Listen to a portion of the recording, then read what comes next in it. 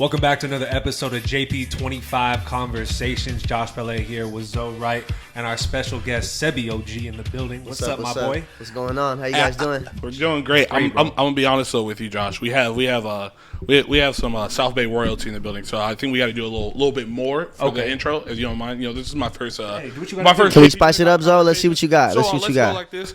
We have with us, as always, the Sultan is single, your favorite 12-year-old Samoan, and unfortunately, I gotta say, the second best hair on the set today. I'm sorry, Josh. You talking about me? I'm sorry. Second best hair? No, I'm sorry. Come Josh. on. As you guys I'm already hiding know, it right now. Your favorite fat face Savio, your T.O. who's known to tiptoe around these hoes like I got turf toe. Skirt. And with us, when I used to tell y'all I'm the realest one out the cul-de-sac and yo OG told me that, this is the OG we were talking about. The youngest. SebbyOG. The youngest. You know, number one What's hair. up? The Garnier's model. The Pantene Panther himself. You know what I mean? Yes, sir. And with us as always, thank you for being with us. Thank you, bros, for having me. Appreciate y'all. The legend in the building. First off, Cheers. we're talking about live music today. Mm-hmm. Let's start at the very beginning, bro. When Right. did you realize you wanted to start doing music? So I just started as like a hardcore fan, and like the only thing I was ever a nerd about in my life was music. So I knew about like maybe late in high school because people started gassing me up when I was like just rapping for fun, like freestyling at parties and shit. I'm pretty sure I hit a couple with this dude here, and people just started gassing me up. They're like, "Yo, you got the look."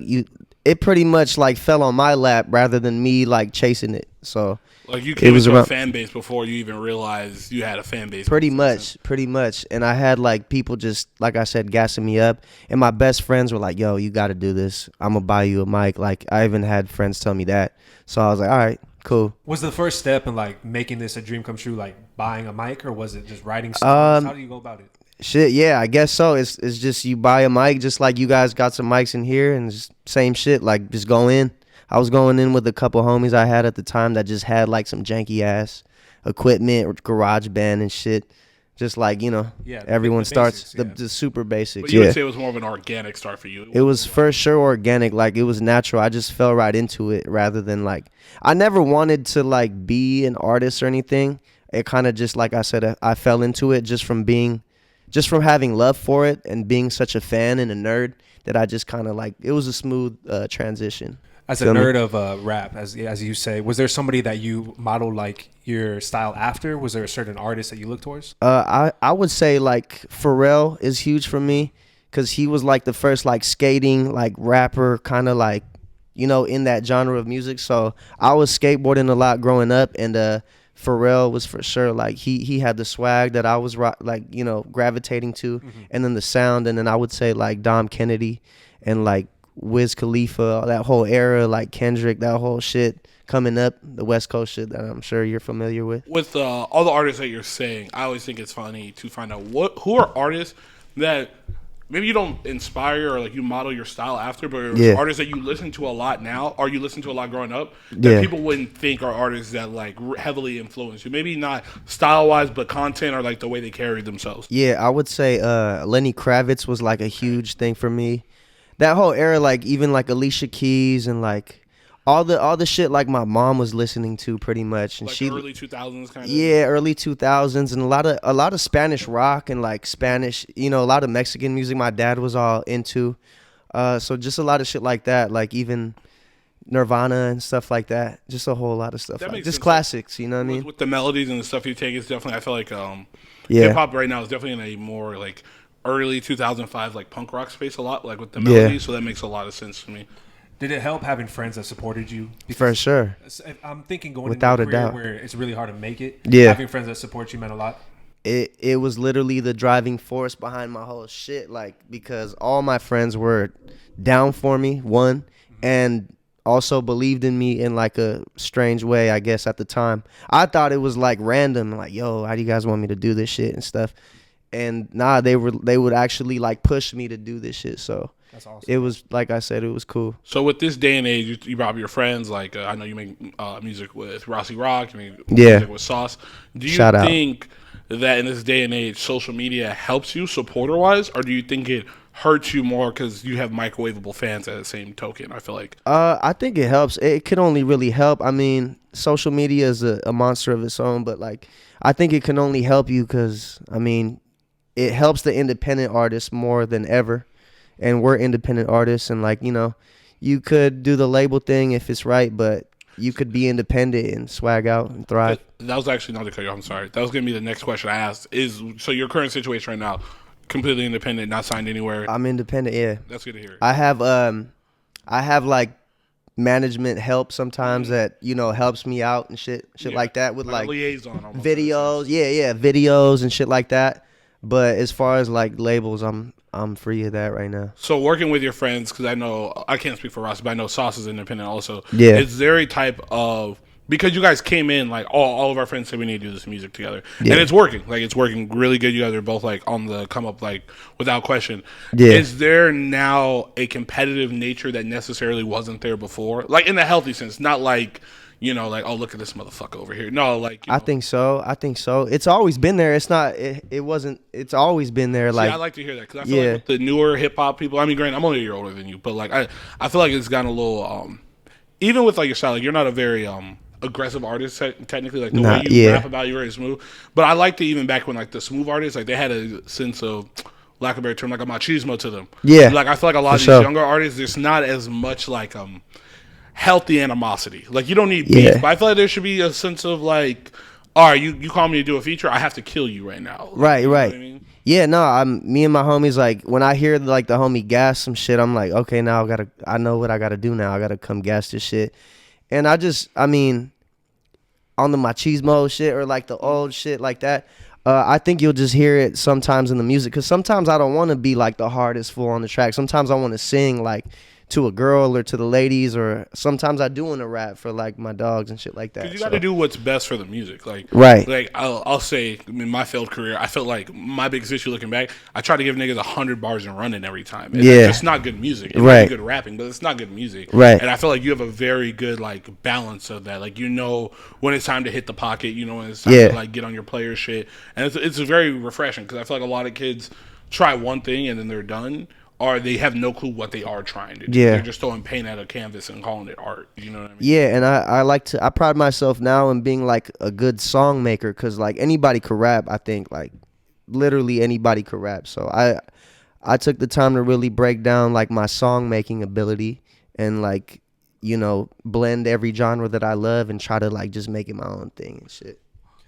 When you go into making a song and you have Rossi and Sassolini and these other guys that you work with, do you have a preference for San Diego people, or do you try to branch out to other cities? I really don't like working with people, not like in a bad way. I just like making my own shit, and if I can hear your voice on it, then that's when I go to like my homies, or like, because I really don't collab too much. It's not that I don't want to, I just don't like, and I collab with them because they're just my homies, and friends, I fuck with them. Like I actually like their music, you know what I'm saying? So that's how we rock, you know what I mean? Going into this day and age, there's a lot of different ways people are like absorbing music. Like artists have to do more than they've ever had to. Before you just had to put out good music and you can be kind of ambiguous in the background. Yeah. And it was cool to be that type of superstar. Yeah. Now you have to be in people's faces constantly and things like that. So in the pursuit of getting your music out there, what do you think? Because I know you've done both. Yeah. Do you prefer the idea of the streaming situation? Yeah. Or the hand-to-hand? Because you had vinyls for your last project, correct? I didn't sell any. No, I didn't. Sell them? No, I just got one made. It was actually a gift, that vinyl. Okay. Yeah. So going forward, then, excuse me, I thought you had them pressed. Right. Is that something you think is a better a gauge or like a litmus of like supporters instead of fans? Or are you just more basing it off like, I'll put this on a streaming site. If it hits, it hits. If it don't, I got more work to do regardless. I think it's important to have CDs and stuff like that. I love CDs personally and vinyls and stuff, like collector's items. Like, so I definitely want to push some out, whether it's vinyls or CDs. Like, I want to get, it's something to have. It's something you could hold. They might not ever open it or play it, but it's something that they could, you know, they could hold and cherish, I guess, and for the rest of their lives type shit. From the outside looking in, as somebody that doesn't know shit about music, these are the two music guys over here.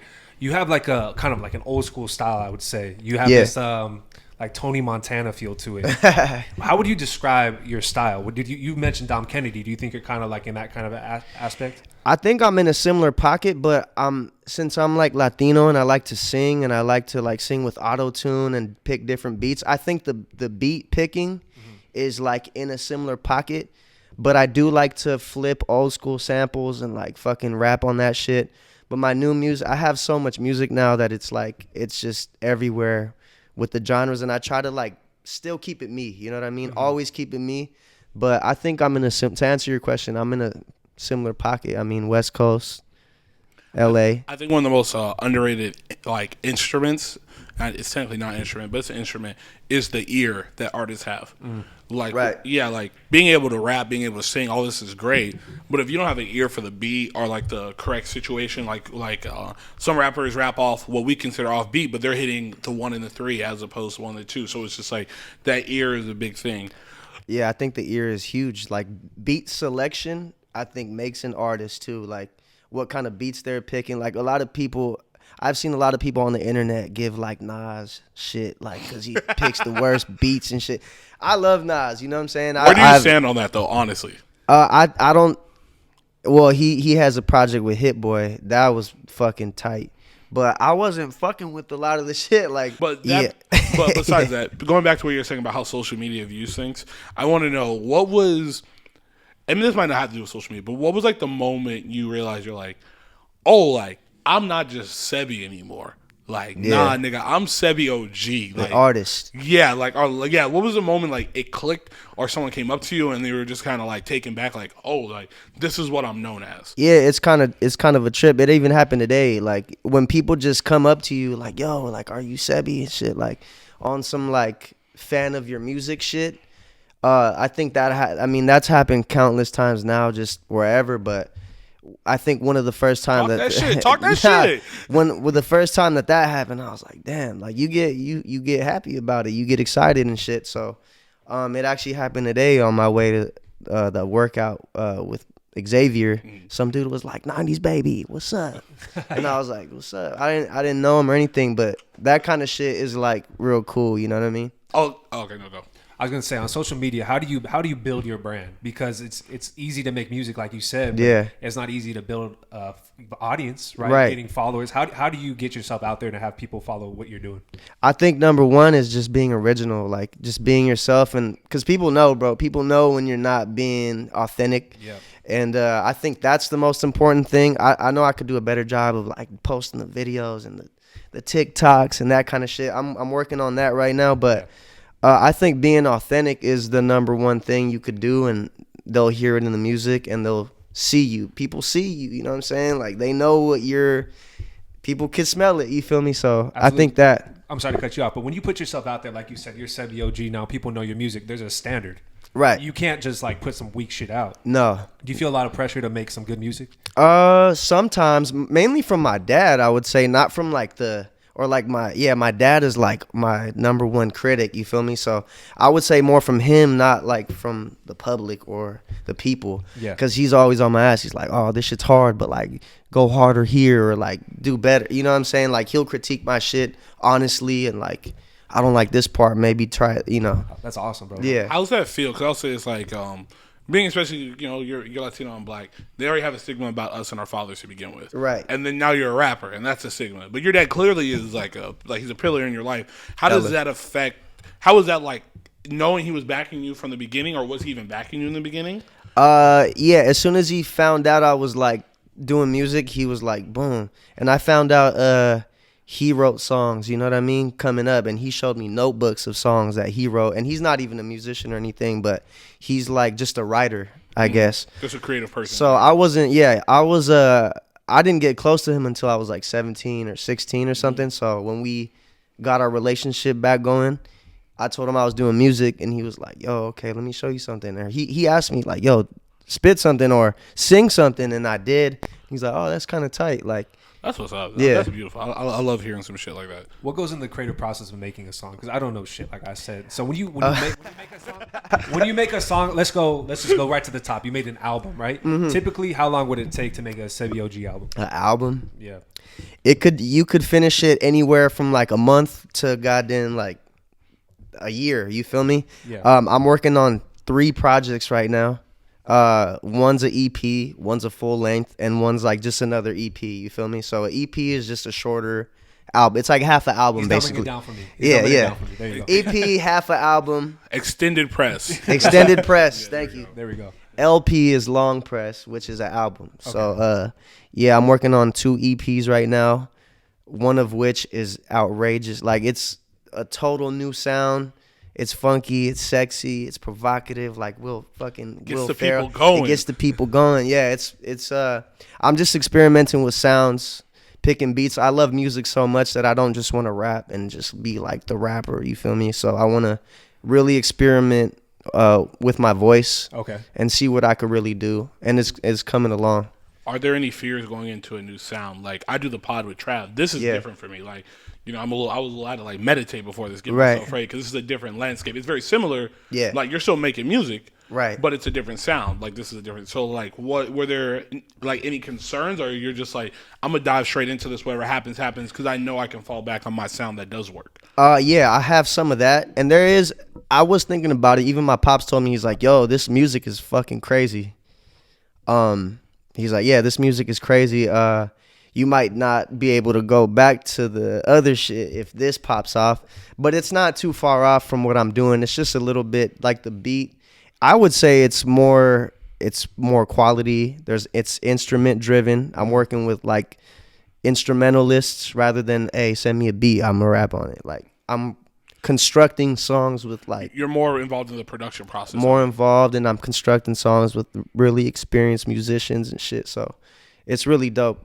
But to answer your question, I think I could always fall back on my style, which I'm still gonna do. Like that summer shit, I think is my season. That's what we're here for. Yeah, but I want to test the waters. Why not? I love music, bro. You feel me? So, and I think that's the beauty of being like an independent artist compared to like, the label, if your shit's popping, they will push you in that direction. You know what I mean? It'll be great. You'll never get a backing like that major. But like, say you want to change something up, you're never going to be afforded that luxury because they've already put so much money into you. The second you want to change and they don't believe that's the hot sound. Yeah. Like, you ever notice, like, I always think this is funny. You ever notice that new artists always have the new sound? Yeah. And I know that sounds stupid, but it's like, to a point of like, an old artist is never allowed, an artist who's like, who's established. Yeah. The label's never going to afford them the luxury of like, okay, let's try something new. There's no trying something new, I feel like, with most of these. Not when you're at a level. You know what I mean? Not when you're blown up. Like, fans, they think they just want to hear the shit you did before differently, I guess. So independently, like I said, I'm working on all types of shit, and I love it because it's the best shit that I've ever done, and it's different. And then I still got that summer Sebby shit that's like that people already like. You feel me? So that's true. If you could go back to your roots when you started into what you've been doing now, would you change anything that you've done? Or are you proud of the journey you've taken? I'm pretty proud of it, bro. I mean, it's like we all start somewhere. We all got to start somewhere, and even. I don't think I ever sounded bad, which is why I'm still doing it. But yeah, no, I'm proud of even the shit that I hear my old music and I'm like, damn, that shit's trash. But hey, one thing I always prided myself is in my voice, like how my voice sounds on the track. Mm-hmm. So I think I always spotted a little bit of a potential, but my friends hella gassed me, like I said. Hey, you know what? I respect that because we talked all last week about how women put her homegirl who's a 7, they put that battery powder in the bag. Yeah. Sometimes your boy's a 10 and he just don't know it yet. Right. Musically. So you gotta put that battery in his bag. 100%. We don't got Galentine's Day, but nigga, I'm gonna push your CD. Straight up. I'm gonna let niggas know. Like, my boy's got bars, you know? It's good that you got friends that support you, which is awesome. You have a lot of friends that support you. Right. You have good friends. Yeah. What do you do with the people that don't support you? The people that hate, the critics like that? How do you deal with that shit? It's been a few, but it's just like, bro, what are you gonna do? Like, they just want to hate. You're showing me who you are, and it's cool. Like, I just move on, and it's fine. Is there anyone like me and Josh have been dealing with this, where some people that we fuck with in real life, aren't fucking with this for a certain degree, but I'm cool with it? Are there a couple people that like they love you, but they're just like, nah, my nigga, that ain't it. For sure. How do you handle that relationship? Because I feel like that's like question. if I don't really know you, or like I know you like in passing, and I find out you're not a supporter of this or something, like I'm not entitled to you supporting. Like it's fine, you know. Yeah. But like when I know you and you still are like, nah, I love you, but that shit ain't it. Like, how do you handle that, like, as an artist? Because I know artists are sensitive. Like, yeah, no, for sure. I the thing is, like, nobody's came and told me, like, yo, like, I fuck with you, bro, but nah, you feel me? Like, nobody's actually, people probably feel that way, and I don't know, nobody's ever came up to me and be like, yo, like, nah. Yeah, because I had to ask this question because I'm a like little behind the news. I checked our DMs today because I had to DM you about something. Right. And he dropped 2 projects ago when he dropped Cone Soul Pilots. Yeah. So I'm a fucking The one with Sauce, Stone Cold Pilots, yeah. And I told him straight, I was like, there was a song on there. I wasn't feeling it. I told him straight, I was like, the whole thing is straight. But when you look at his response, he takes it very well. Like, it's very, like, he knows it's not like me coming out of hate. But I remember telling another associate of ours, and I was like, I was very happy about how he took that. Because, like, I wasn't coming at you like, I wasn't putting my rapper hat on at the time, or like I was like, as a fan, I'm just like, oh, this one just doesn't make as much sense. Well, people have definitely told me some shit like that. Like, yo, I don't really fuck with that one, but I fuck with this one. Like, yeah, exactly. That kind of shit, yeah. But some people are sensitive regardless. Like, you can't critique their art at all. But this was 2-3 years ago, and you were picking up steam, and I was like, this is gonna tell me a lot. Like, if I critique him a little bit after I just bigged him up, and he comes at me like, nah, bro, get out my inbox with that bullshit. I'm like, oh, I'll still fuck with you, but like, now I know, like, okay, that I have like kind of a goofy side to me. Yeah, like, you kind of a bit of a goofy, but I respected the fact that the way you took it, and it was just refreshing knowing years later. I'm like, oh, he's still that same guy. I don't know what I said, but yeah, it was cool. It was all love, but it was just like, I mean, obviously we never had a problem, right? But I was like, when I read it back, I was like, this is refreshing that he's not taking this out of like some real hater shit. It's just my personal opinion on this. Sure. And it's like, yeah, a lot of artists, like, because I've been making music since 2012, you know? Yeah. And I've seen a lot of artists, and I'll say this, the ones who take no criticism are not making music anymore. Right. Like, that's the number one thing I know. Because it probably got to their head, and maybe they didn't want to continue with it or something. I don't really know. Like, do you ever have friends that say to you, like, Sebby, like, it's us, bro. Like, you don't have to be the rapper right now. Like, we can just be friends. Yeah. Sometimes, no, you know, be honest. No, yeah, it's only happened one time, and it was somebody I cared about, and I guess I was maybe just on some faded, like, in my bag shit. Yeah. And then maybe I rubbed somebody the wrong way, and I had to just be like, yo, you know, I'm sorry, I wasn't trying to do it. But I was maybe in my bag, like, just faded on, I don't know, on a, you know, you get the highs and you don't have to apologize. Yeah. No, but you know, it's funny though. Speaking of going into that, you know, let's get a little, like, we've been talking music for 20 minutes, you know, before all the vaginas shrivel up in here.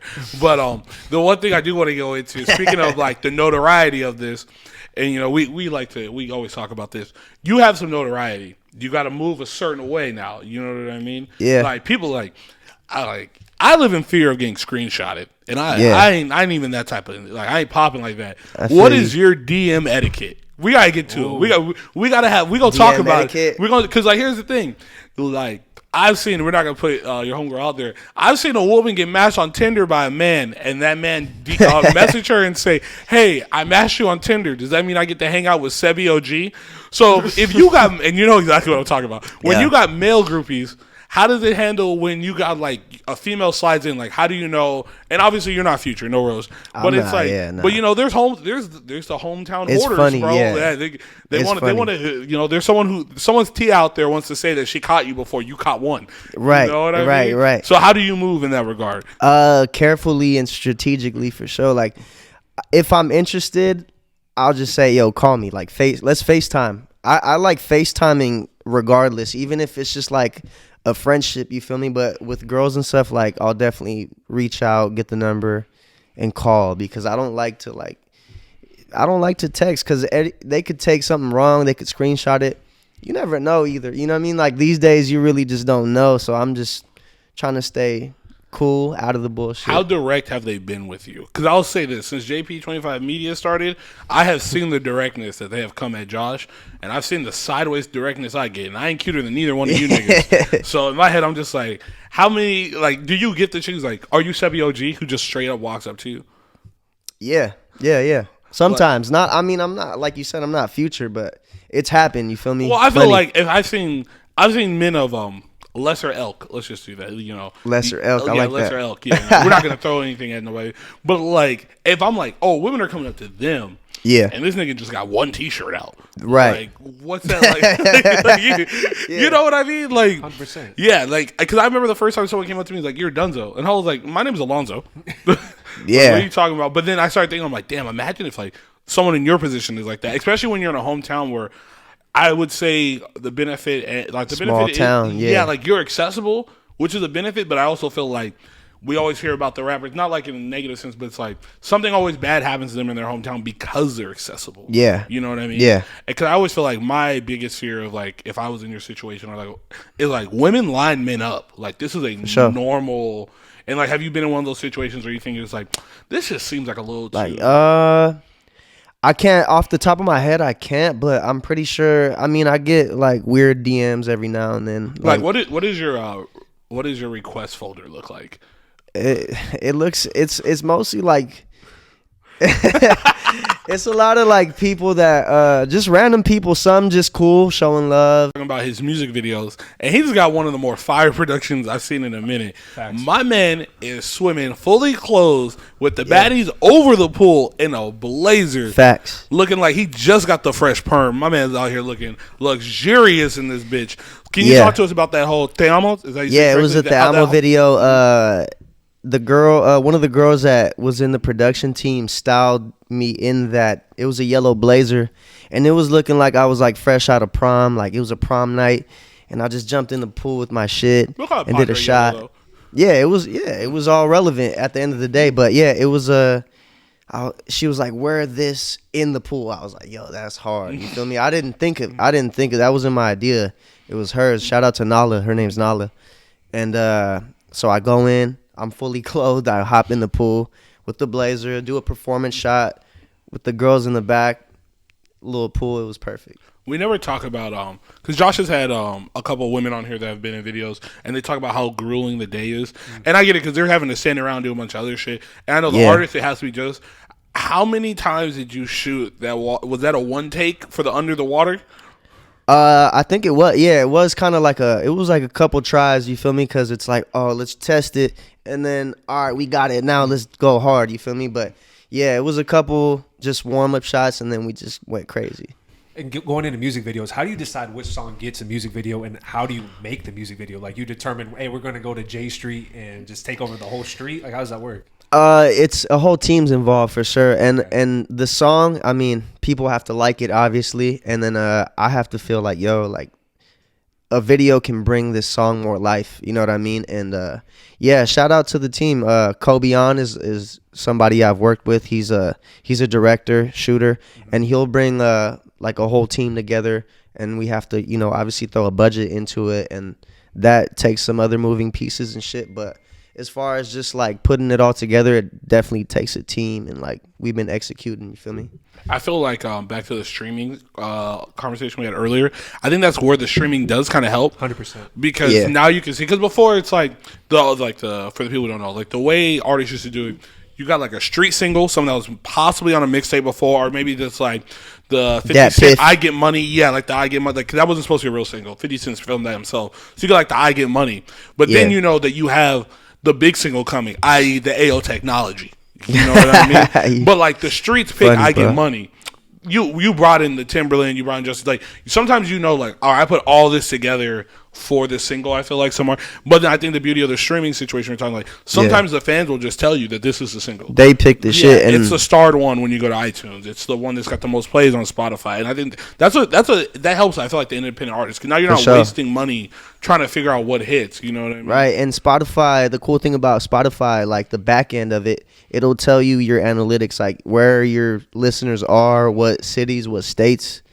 I had a thing where they told me like people fuck with me in Thailand, like that's your biggest, you know, foreign fan base, and I was like, what the fuck, like Thailand? I don't know shit about. Have you been to Thailand? I've never even been close to Thailand. You feel me? But it's cool. Does that give you more aspirations to tour when the world opens up? For now sure. You're gonna know exactly like outside. Because I feel like some artists don't know they're big outside their city. Mm-hmm. Until they have to take the monetary risk of leaving their city to find out. Yeah. But the beauty is it's not like now it's like, okay, before it'd be like, oh, I'm from Greensburg, Ohio, and I got to go to L.A. for people to hear my music. Now it's like, no, I can be from Greensburg, and I just found out I got a whole fan base in Rhode Island, so I can go do 2 shows over there. I can, like, you don't have to just come to the major cities anymore. You can find out, like, oh, I have 59 people who are willing to pay tickets to come see me in Saskatchewan in the middle of fucking nowhere, you know? Yeah, you know where your people are and shit, and that's the cool thing about, like, Apple Music and Spotify.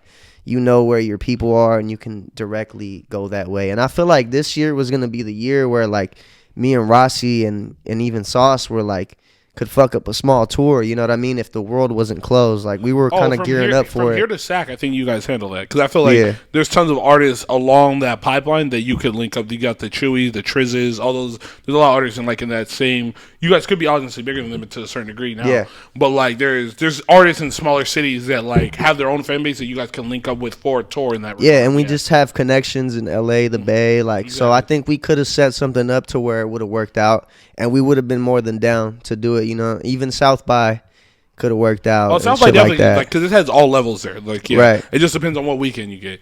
Right. But all right, let's get back to the fuckboyness that we were on before.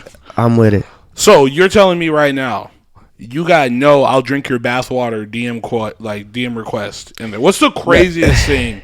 And I'm not talking signing titties. You know what I mean? Yeah. I feel like Zoe signed some titties. I only downloaded 12 copies of my mixtape. It can't be that old. So there's nothing more I love than knowing I was a failed rapper on this. I swear to God, this shit's enjoyable. I gotta see my boys thrive. Yeah. But what was like and you don't have to burn yourself out, but what was like a female interaction besides like them coming up to you that you were like, you're doing the most? Or you're like, you think I'm that type of famous bitch? Like, yeah, they mistake the fame and shit. I don't think I'm famous or anything. I just like making music. I get like acclaim for it or whatever. But the biggest thing that I could think of right away is just, it's nothing crazy, but they just throw themselves at you. You know what I mean? Like they make it known that, you know. Has someone lied on your dick yet? I'm not sure. Probably. Yeah, probably. Not that I know of personally. Nothing that's gotten back to you? Nothing that's gotten, maybe, bro. I don't. Have you heard we were talking and you texted her like 2 times? Type shit. Yeah, I feel like that's the easiest. But that's just like small shit. You feel me? Yeah, okay. But all kind of crazy shit. But it's more in person. It's like personal.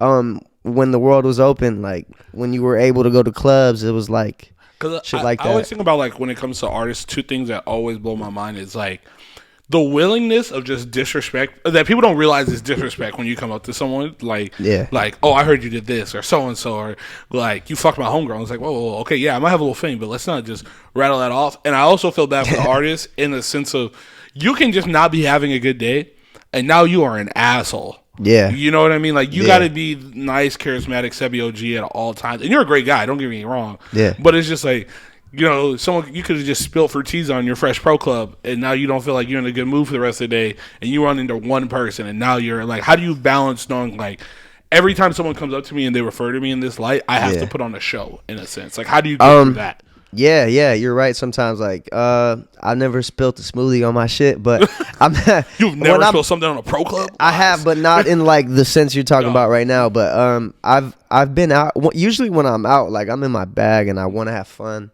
And I'm there to you know, to socialize and stuff. But, I mean, yeah, I might have had a bad time. It's usually when I'm faded, like, out. I don't know, bro. Like, I don't really remember shit because I run into so many people and, like, I'm out and about. But, I don't know, yeah. Shit. When you do I'm interested in the live performances because I've never done anything like that. Yeah. Do you hear athletes getting, like, a zone type of thing? Like your boy Tatis, when he has the crowd going, he gets better? When you're in front of a crowd, do you feel like you get better? Yeah, for sure. Like when people are hyped and they're fucking into it, you feed off that energy and you're going crazy. Like you want to perform for them, for the people that are going crazy for you. There's some people that might not know you, which is totally cool. Like not everybody's going to know who you are.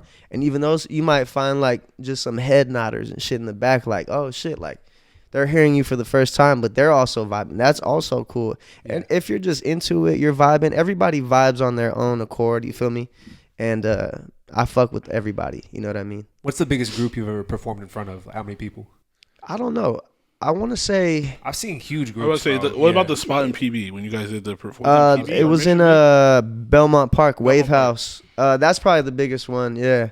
Was that 405? It felt like the biggest, but there's probably been more people at the other shit. But you know what I mean? Like it crowded just, wise. yeah, it just looked like the biggest because it was a big ass venue. But that was incredible, bro. That was a great show. There was a lot of people there, new faces. Everybody shows love. But people wise, if I had to estimate, like, I don't know, not too many, like maybe 100 to 200 or something like that. Oh, you've definitely been in front of more than 200. I don't really know. I can't. I don't think about that when I'm. You can't even tell usually. Right. I'm just like Arts and Rec. Y'all got 40 people on stage. You know what I mean? Like we just count numbers. Like, yeah. And I know that venue they get it cracking when they decide to do shit. So like Arts and Rec. Yeah. Yeah. Back spot. Like yeah. All right. What song you most proud of? What's your favorite song that you made? I'm gonna have to say that's out. Te Amo probably. Ooh, that's just a little preview. That's is there my a song favorite. That hasn't came out that's gonna be the best. No, that's a joint that's out right now. No, I'm saying that has there a song not come out yet that you think is gonna be the best one yet? Shit, I have a few. Yeah, I don't know. It's like you never know until the people tell you. You feel me? Because I liked that song Te Amo, and I knew it was gonna be some shit, but that's like the one people dig, you feel me, like the most. Well, as the people, let me say this. I might be getting her name wrong. Kaz Rose Gold. Is that what she goes by? Yeah, yeah. We need another one of whatever the fuck that was.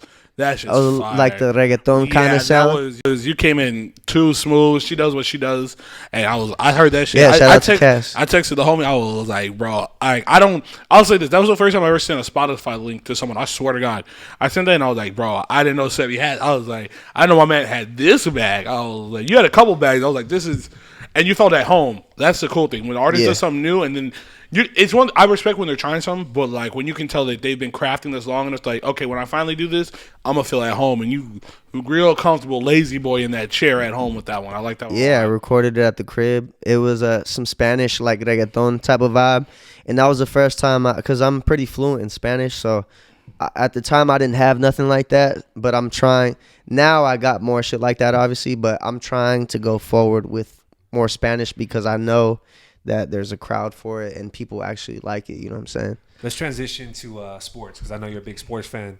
Huge. You're born and raised in San Diego, just like both of us. Yeah. What does it mean to you to finally have a team to be proud of in the Padres? Fernando Tatis, Manny Machado. How good does it feel? I'm so lit on that shit, bro. I'm extremely lit.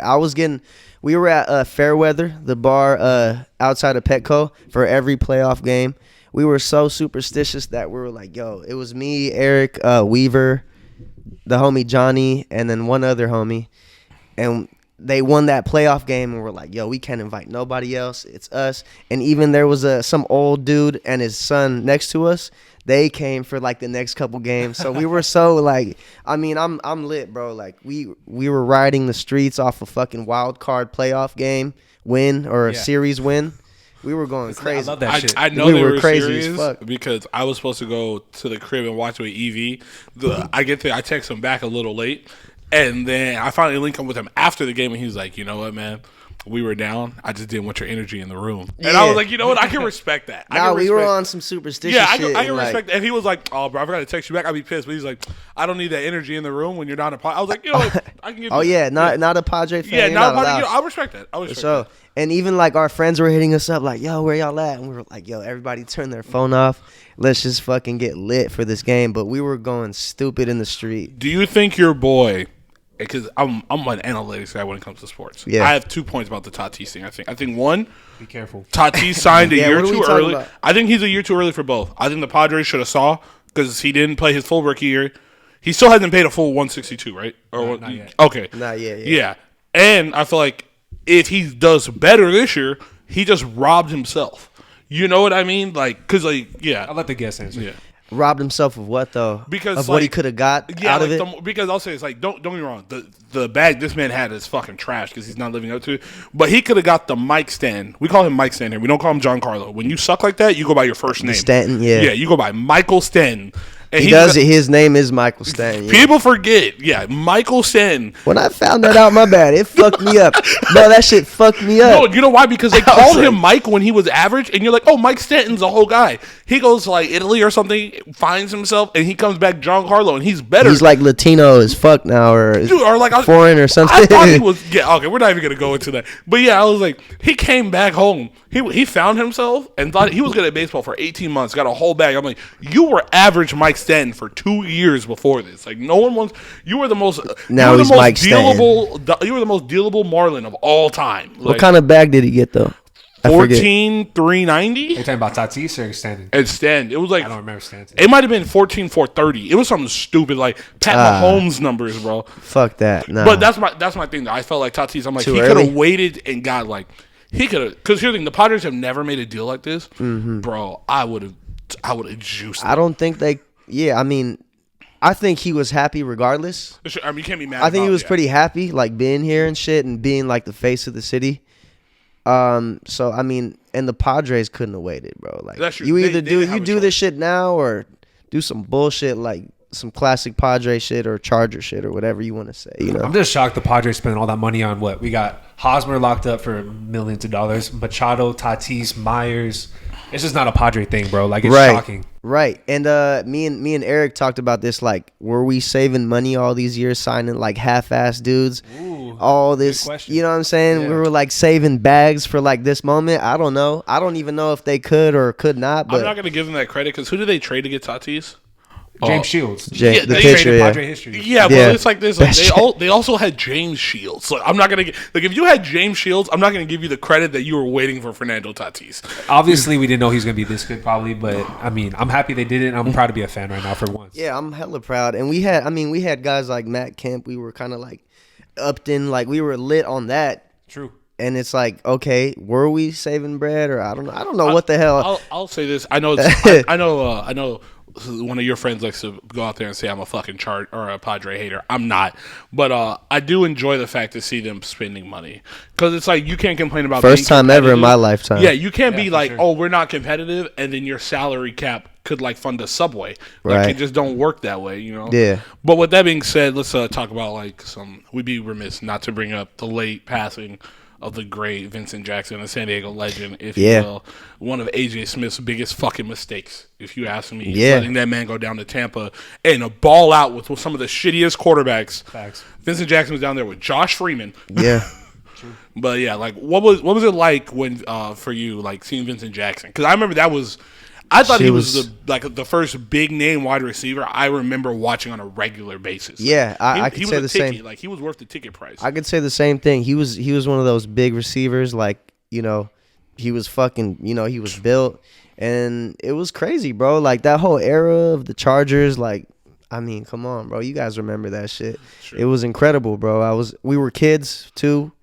When you're a kid, you get so fucking hyped on that shit, like, you know. So I could only imagine nowadays, like, if we saw that now, back then, Would be we would be lit. Yeah, we'd be fucking going crazy. Yeah. And also torn up because of the outcome, but yeah. That I did see that his family did donate his brain to the CTE Foundation at Yeah. Boston College. I was really happy to see that. yeah, that's cool. Yeah, I'm just proud, man, that you're doing your thing from San Diego. Like, as friends of yours, we root for you. Thank you. We Yeah. always look for the guys that we know, and we always cheer them on, and we appreciate you coming on, man. Likewise, Always, yeah, thank you, guys. support you. Before you leave, I have to do some hater shit. Do some hater Worst shit. Padre of all time. Who's the worst person you've ever seen put on a Padre uniform? Shit. Off the top of my head, Sean Burrows. dang, Sean Burrows. I was Sean gonna Burrows, say Milton Bradley. Milton Bradley, Remember when he left the Dodgers, he came to San Diego, if I'm not mistaken? Mike Piazza, legend, but really bad for the Pods. Yeah, He was bad for the Pods. he was. Well, Josh Marcus Giles. Oh, okay. With that being said, San Diego. the show's over. Thank you, SebbyOG. Thank you, Thank you, y'all. JP25 Media. Josh is going to do the proper exit. I just can't believe he just said that right now. Make sure you check out our other shows. Next question, JP25 Conversations. Of course, The Young and the Washed. Good chatter with me and Dave. And we'll see you guys next time. Cheers.